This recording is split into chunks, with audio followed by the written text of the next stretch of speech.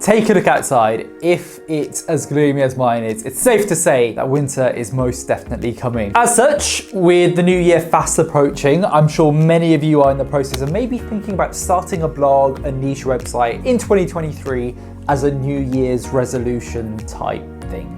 Now, if this is the case with you, I'm going to break down the top 5 things that you need to consider before starting your brand new website in January 2023. So let's jump into it. Your niche. So first up, you just basically need to decide what the hell you're actually going to write about. Instead of writing about everything under the sun, you're really going to want to hone in on one particular area. Doing so will just allow you to build up some authority in the eyes of Google, which is super important with all these Google core algorithm updates, which definitely suck a lot. Now, sadly, not all niches are created equal. And let's say if you were to set up a website all around, well, I don't know, finance or fitness, that's going to be a lot more competitive than setting up a website whose niche is more focused around sewing and sewing machines, for example. Now, that doesn't mean that setting up a website around finance or fitness is completely impossible. It still very much is. It just means that you're going to need a lot more time to build up the authority, a lot more links to help you do so there as well. If then you're struggling about, what website you actually want to create in January, the best thing to do is just simply write what you know. If then there's a pastime that you have, whether it's, I don't know, chess or snowboarding or whatever it might be, just start honing in on those things to start your website. It's just going to make writing content a lot more easier there. Analyze the competition. So as mentioned, different niches have vastly different levels of competition. As such, you're probably going to want to give yourself some very realistic timescales in order to achieve what you want and get some significant results there. For example, if you are in a super competitive niche like the finance or fitness niche, I'm going to say it's going to take around about 5 years to build any real kind of authority there, which is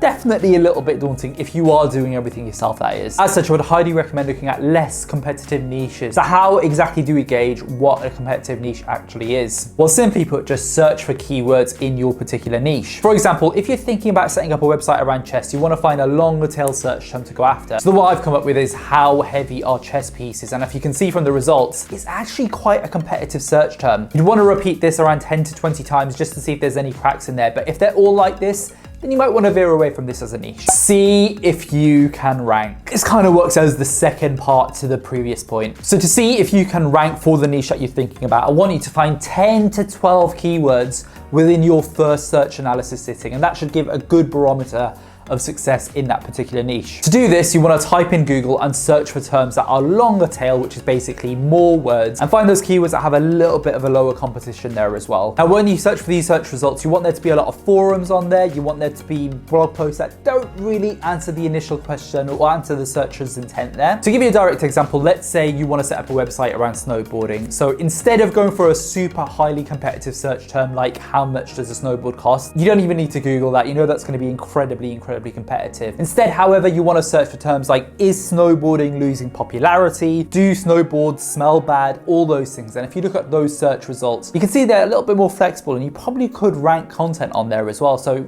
shows that that niche might be worthwhile. Now, to undertake keyword research, you can definitely use tools like SEMrush or Ahrefs, for example. But in the first instance, I would most definitely focus on the old-fashioned technique of just typing in things in Google and hoping for the best. To find those keywords for snowboarding, all I really did was search for terms like who, where, what, when, why, how, can, do, all those things with the snowboarding prefix in there, and just looked at the auto suggest things, clicked on some of those, and that basically led me to some of these search results there. So it's not rocket science. It does, however, take a little bit of time. Choose your theme and buy hosting. So you know what niche you're going to go after, and you know that you can write content and actually get that content to rank hopefully there as well. And you've done all of that before January, which is fantastic. The next thing you need to do is actually focus on the day-to-day business of actually getting your website set up. There's a couple of things that you need to do pretty much today if you want your website to be live by January. First thing you want to do then is buy your domain, and in order to do that, you need to come up with a blog name. If you're a little bit unsure of how to do that, I've actually got a video which talks about that somewhere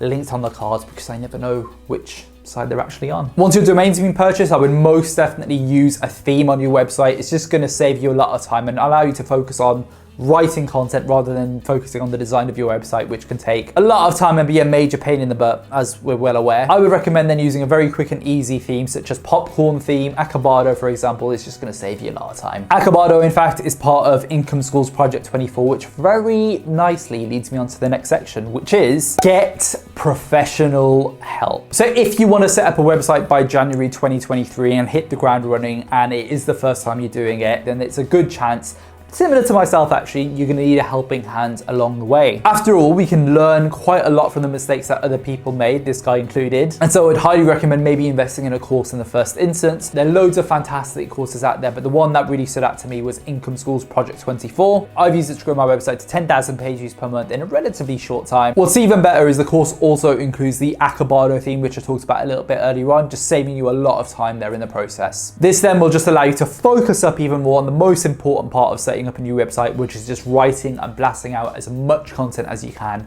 And hopefully we'll make the whole process a little bit easier for yourself. Blogging family, leave a comment down below and let me know if you're actually thinking about setting up a blog in January 2023.